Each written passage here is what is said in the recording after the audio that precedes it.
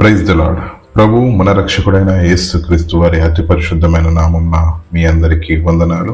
క్రైస్తవ మిషనరీ చరిత్ర అనేటువంటి కార్యక్రమంలో మరొకసారి మీకు స్వాగతం తెలియపరుస్తున్నాను. ఈరోజు మనం తెలుసుకోబోయే ఒక వ్యక్తిని గురించి చూద్దాం. ప్రతి గొప్ప ప్రయాణము ఒక ప్రశ్నతో ప్రారంభమవుతుంది. సత్యమేమిటి? నిజమైన మార్గం ఏమిటి? ఈ ప్రశ్నలకు సమాధానమును వెదికినటువంటి ఒక యువకుడు, ఆయన వేల మందిని ప్రభావితం చేసే ఒక గొప్ప ప్రసంగకర్తగా ఎలా మారాడు, అలా మారడానికి ఆయన చేసిన కృషి ఏమిటి అనేటువంటిది ఈ వీడియోలో మనం తెలుసుకుందాం. ఆయనే మరెవరు కాదు, తెలుగు రాష్ట్రాల్లో ప్రసిద్ధి చెందినటువంటి క్రైస్తవ అపాలజిస్ట్ అయినటువంటి ప్రవీణ్ పగడాల గారు. ఈయన ఆంధ్రప్రదేశ్లోని కడపలో జన్మించారు.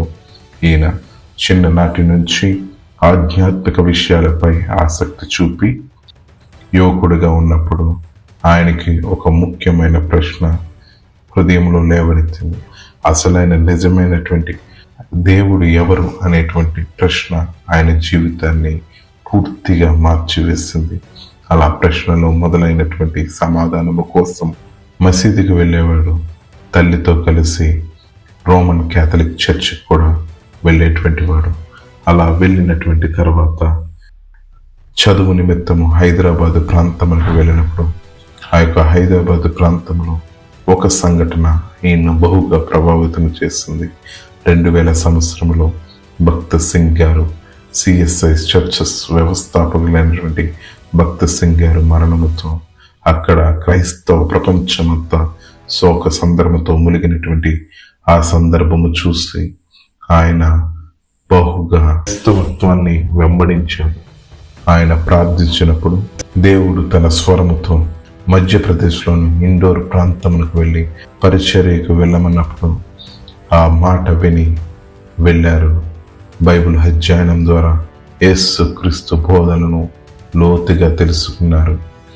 సత్యమేమిటో తెలుసుకొని మిషనరీ చరిత్రలో శిక్షణ పొంది అనేక మందిని అక్కడ ప్రభావితం చేసి అనేక సంఘాలకు స్థాపించి అక్కడ ఆయన క్రైస్తవ అపాలజెటిక్స్లో శిక్షణ పొంది పరిచర్యను ప్రారంభించారు.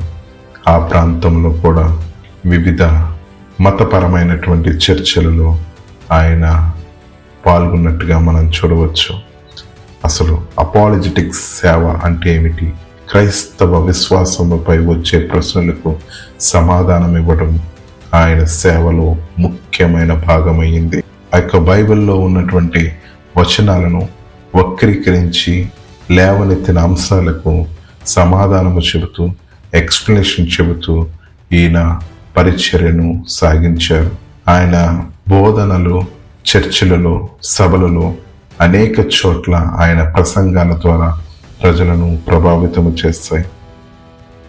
అంత మాత్రమే కాక టెలివిజన్ ద్వారా, సోషల్ మీడియా ద్వారా ఆయన సందేశాలు వేల మందికి చేరాయి. రక్షణ టీవీ అనే ఛానల్లో ఆయన పరిచర్య చేశారు. అసలైన ప్రశ్న సిసలైన జవాబు అనేటువంటి ప్రోగ్రాంను హోస్ట్గాను సభ్యుడిగాను పనిచేసినట్టుగా మనం చూడవచ్చు. ఈయన ప్రసంగాలలో బాగా లేవనెత్తినటువంటి అంశాలను మనం చూసినట్లయితే భారతదేశంలో క్రైస్తవులు చేసిన సేవ ఏమిటి, ఆ సేవలో ఉన్నటువంటి అంశాలను ఈయన లేవనెత్తారు.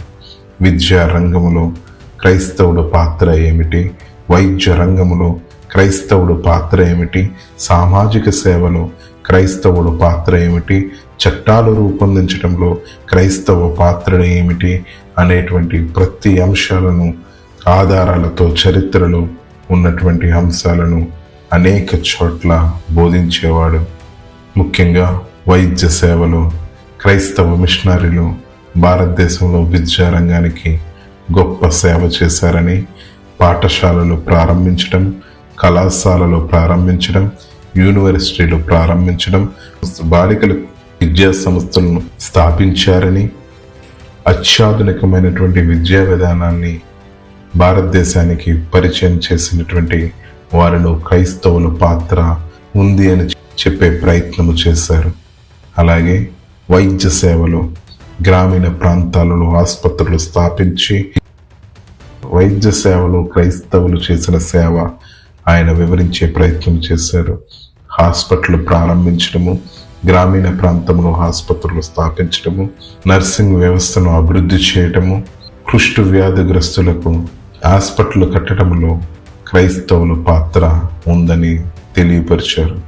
అలాగే చట్ట సభల ద్వారా భారతదేశము అనేక విషయాల్లో అభివృద్ధి పొందిందని, ఆనాటి మూఢ నమ్మకాలను, పరిస్థితులను క్రైస్తవులు ఎదుర్కొని దేశానికి అభివృద్ధి చేశారని ఈయన బోధలు ఎక్కువగా సాగాయి.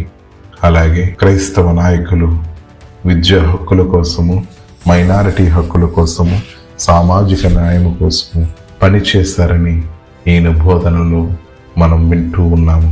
మరొక కోణాన్ని మనం చూడవచ్చు.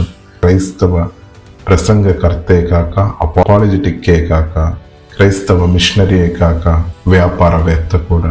ఈయన ఒక సాఫ్ట్వేర్ కంపెనీని స్థాపించి అక్కడ అనేక మందికి ఉపాధి కల్పించి, మీరు కూడా వ్యాపారాన్ని ప్రారంభించాలని, ఆ వ్యాపారం ద్వారా అనేక మంది వృద్ధిలోనికి రావాలని, వ్యాపారంలో క్రైస్తవ విలువలు కనబడాలని, ఉద్యోగంలో క్రైస్తవ విలువలు కనబడాలని, ఎవరు ఏ పని చేసినా క్రైస్తవ విలువలు కాపాడాలని అనేక మందిని యువతను బలపరిచి, యువతకు ఉన్నటువంటి సందేహాలను నివృత్తి చేస్తూ, యువతకు ధైర్యాన్ని నింపి ఈయన తాపత్రయపడ్డారు.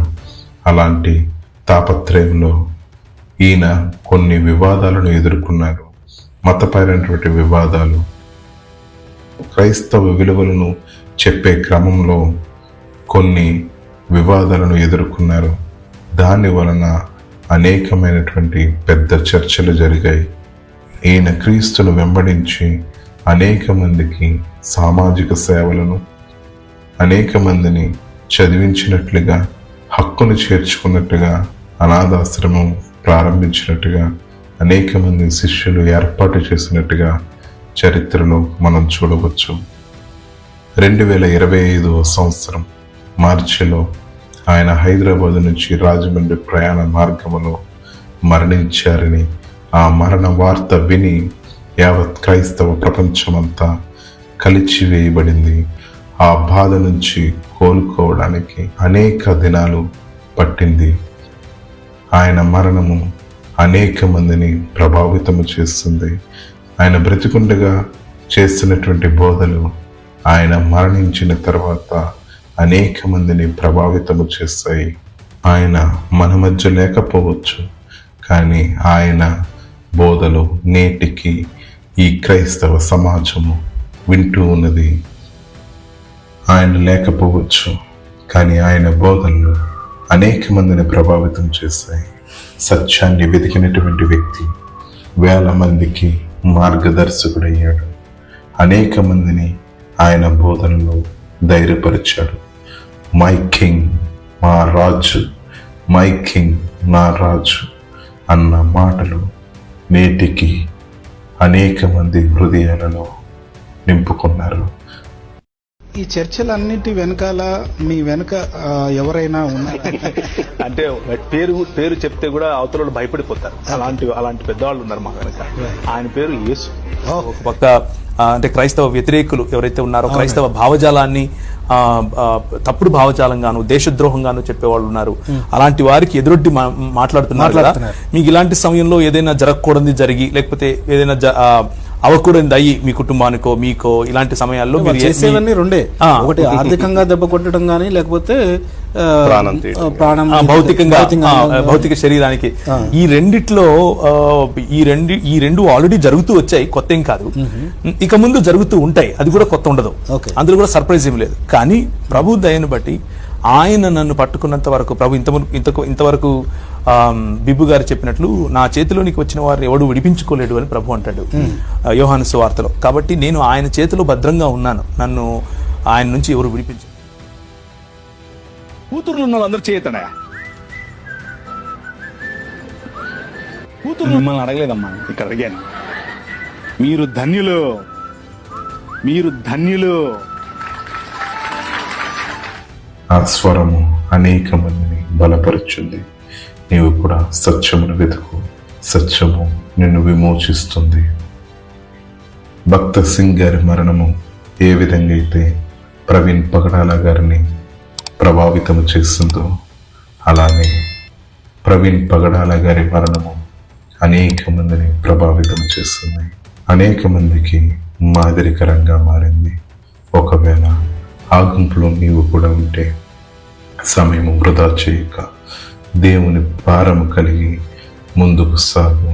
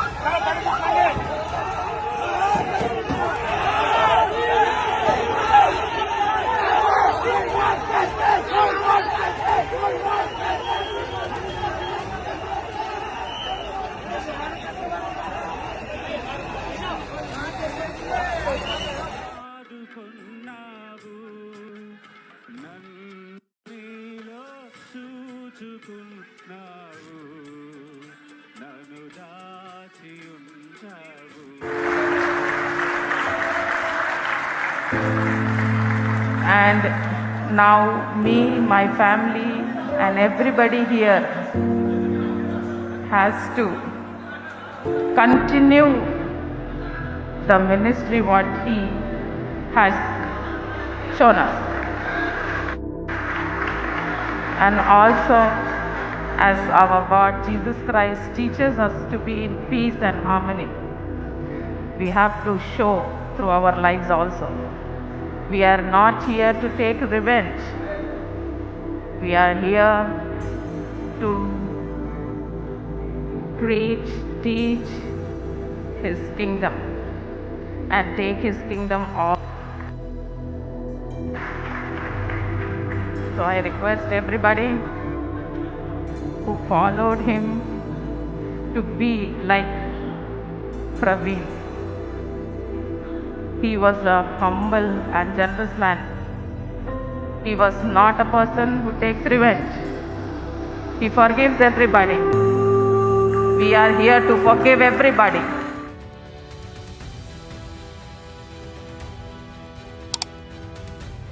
ఆయన లేని లోటు యావత్ క్రైస్తవ ప్రపంచానికి తెలిసినప్పటికీ దేవుడు మన తోడుండి మనకు నడిపిస్తాడు. కాబట్టి ముందుకు సాగు. నీ పరిచర్యలో దేవుడి కృప, దేవుడి తోడు మీకు సమృద్ధిగా దయచేయను గాక. ఈ ప్రవీణ్ పగడాల గారి బయోగ్రఫీని విన్న నీవు నీ హృదయంలో ప్రేరేపణ కొలది నీ ఏ విషయంలో ప్రభావితమైతే ఆ ప్రభావితమైన అంశముల గురించి ప్రార్థించు. దేవుడు నీకు తోడుగా ఉండి సహాయం చేస్తాడు. God bless you. God bless you all. దేవుడు మేము బహుగా దీవించి ఆశీర్వదించును గాక. Amen, amen, amen.